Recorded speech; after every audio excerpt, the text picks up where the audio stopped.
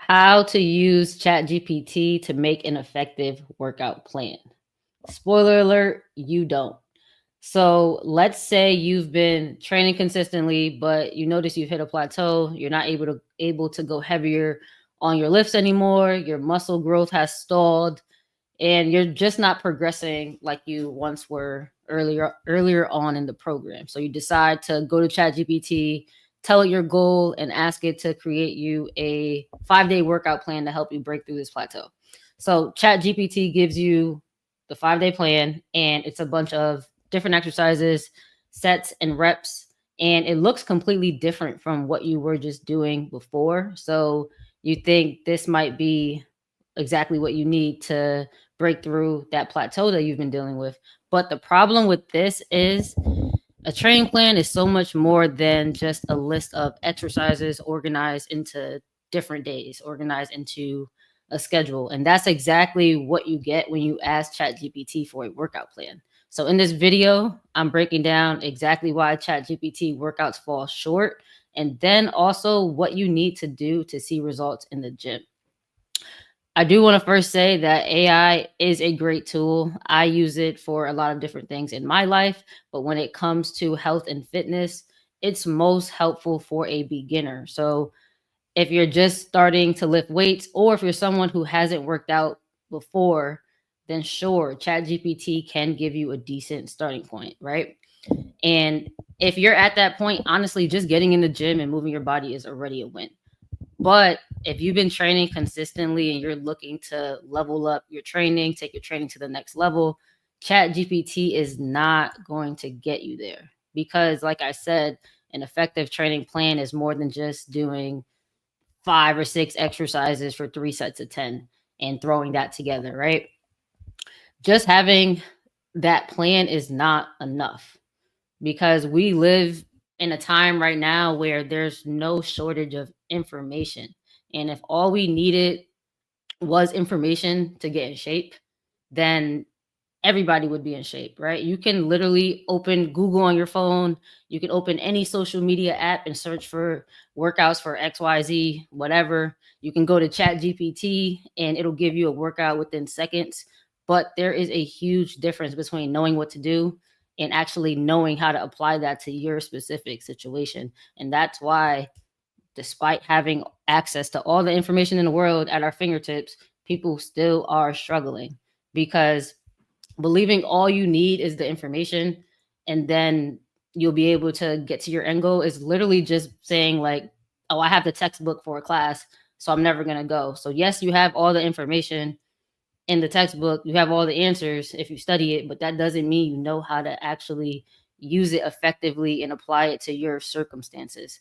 And with AI workouts, all you're getting is a collection of exercises dispersed across a couple of days, whatever you tell it. But when it comes to training, you really need a plan that's going to guide you through progressions. You need to know how to troubleshoot any setbacks you're having, any problems you're having, and you also need to know how to adapt as you improve, or as you aren't improving, right? You need to know what to change, and ChatGPT isn't necessarily going to tell you that. So here are the things that you actually need to know and have in your program that Chat doesn't tell you. First thing, Chat doesn't tell you how to train with the right intensity. And this is where people get stuck. They think if they just follow a plan, they'll get results. But if you don't understand how to train with the right intensity, it doesn't matter what your paper looks like, what your program looks like on paper. There's plenty of people who have beautiful programs, well written programs. There's no fault to it. And they're going into the gym executing it, but they're not training with the right intensity. And that's why they're not seeing the results they want to see. So when you get a workout plan from Chat, it'll tell you 3 sets of 10, 3 sets of 12. But if you're not training with the right intensity, those sets don't really matter. Like, yeah, if you, like I said, if you haven't done anything in a long time, sure, you can get away with that. But if you're somebody who's been training consistently, 3 sets of 10, really easy, is gonna elicit different results than 3 sets of 10 and pushing yourself to failure or close to failure, right? And if your goal is to build muscle or get stronger, intensity is going to be one of the biggest factors in your progress. And training with the right intensity is actually a skill. So I see this all the time, especially when clients come to me from doing their own workouts or not really working out in a while. When I have them record their sets, their first set and their last set looks the exact same. Their last rep of each set looks like the first rep.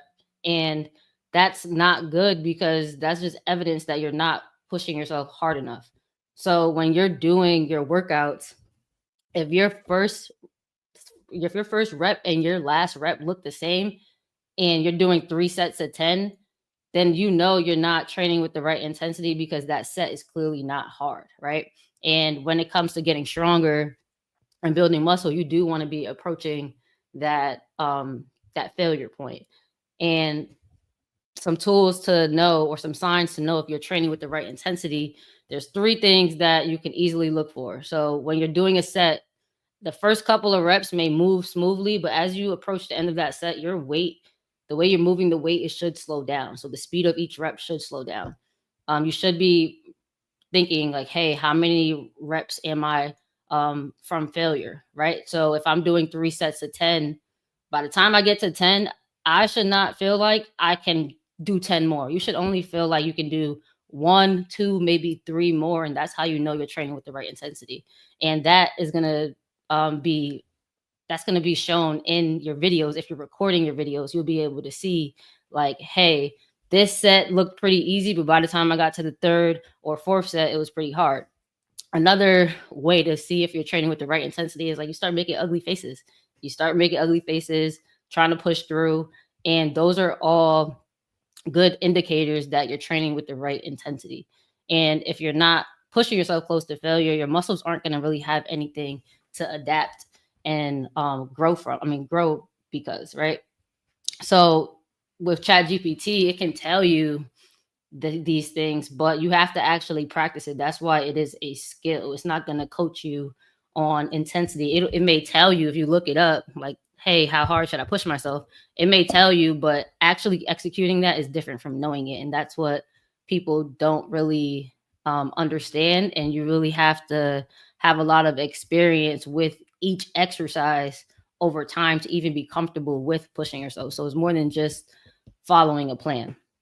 Next thing is exercise selection. Chat GPT doesn't know what movements are going to work best for you. And this is one of the biggest problems and dangers with Chat GPT for fitness because your training plan should have exercises that are appropriate for your body, your current fitness level, considering any injury history you have, and they also have to be aligned with your goals. But AI doesn't assess movement. So people end up following random workouts that aren't really right for them. And I see this very frequently.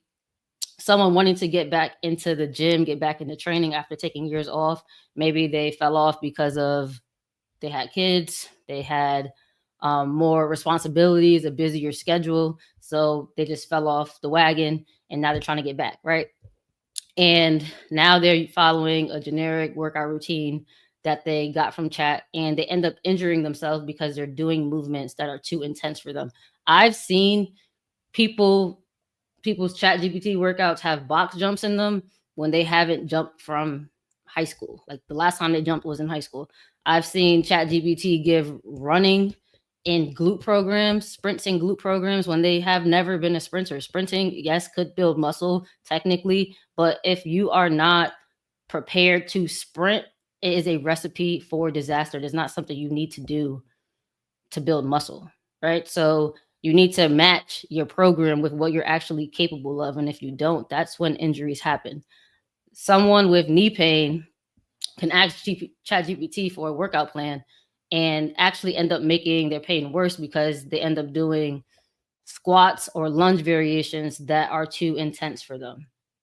And this leads to people thinking that certain exercises are bad for them or bad for their knees. Perfect example is someone with knee pain thinking squats and lunges are bad, but it's only because they tried the squat or they tried a certain lunge and it was just too intense for them. It was too advanced, too much stress on their knee based on where their knee is now.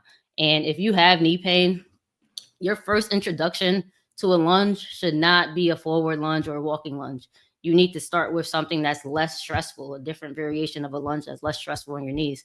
But the thing is, AI is not going to know that. And even if you were to tell ChatGPT that, oh, I have knee pain, give me exercises that are safe for knee pain. The exercises that they prescribe you are still just guesses, and you are still going to have to figure that out on your own. And you still run the risk of either doing something that's not helpful for your knees at all, like walking backwards on the treadmill when you're trying to get back to squatting and lunging without pain. Those two don't really correspond. And you're also running the risk of doing something that actually makes your knee pain worse. So you can give ChatGPT all of that information about your injury history, but the reality is all injuries present differently. You can take somebody with the same diagnosis, say knee arthritis.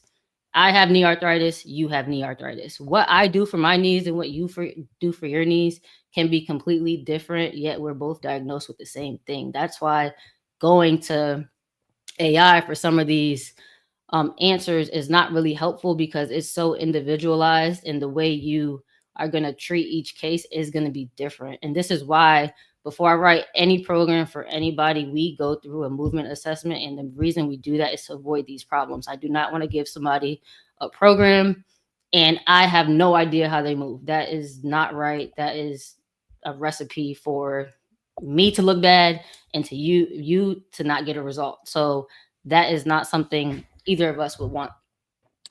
Next reason why ChatGPT is not going to give you a workout program that's going to give you results is because they don't give you any guidelines on how to progress. So say now you're training with the right intensity and you're doing exercises that suit your body. That's great. That's perfect. But what happens when you stop making progress? This is where AI falls short. Everyone always talks about progressive overload, but ChatGPT doesn't teach you how to progress. And most people think progression just means adding more weight, adding more sets, adding more reps, right? But the thing with that is, yes, it's going to work for a little while. If you're a beginner, it might work for the first year, maybe the second year, but at some point, you cannot keep adding weight forever. Because if we can just go to the gym every workout and throw an extra 2 pounds on the bar, 5 pounds on the bar, within the first year, everybody is going to be squatting, benching, deadlifting, hip thrusting 500 pounds. And clearly, that is not the case. And people are very consistent in the gym. And the reason for that is that's just not how it works. You can't just keep adding more weight. And it also doesn't make sense to keep adding more reps and sets, right? So this is where expertise comes in and real programming comes in. And if you want to keep progressing, you need to start using different training variables. So a couple are changing the tempo. So going slower. Going slower is going to make your muscles work harder for a longer period of time. Adding different pauses to different aspects or different phases of the lift you're doing. Changing up rest periods. Increasing the range of motion you work through. Changing the exercise variation. Some exercises are going to be harder than others. People love Bulgarian split squats, but Bulgarian split squats is a progression from a regular split squat. So if you start with the split squat, a way you can do progressive overload without adding more weight to your split squat is to progress to a Bulgarian split squat. And that's going to be a lot harder. So that's a good example of a progression within the exercise. You can even use myo reps, drop sets, AMRAPs, things like that. And yes, if you're unfamiliar with these things, you can ask AI to define these terms and concepts for you, but knowing how and when to use them within your program, that's a different story. And you're not going to end up changing every single variable at one time. So having the knowledge and expertise to know when to use what training variable is what people are missing. And this is why people stay stuck within their program, because they don't have the ability to make these changes when they can't just add weight anymore. They just don't know. And it's not your fault that you don't know. It's just it's not your job to know, right? So everybody has something that they're not going to be experts in or have all the knowledge in, and ChatGPT can give it to you, but if you can't apply it, it's useless.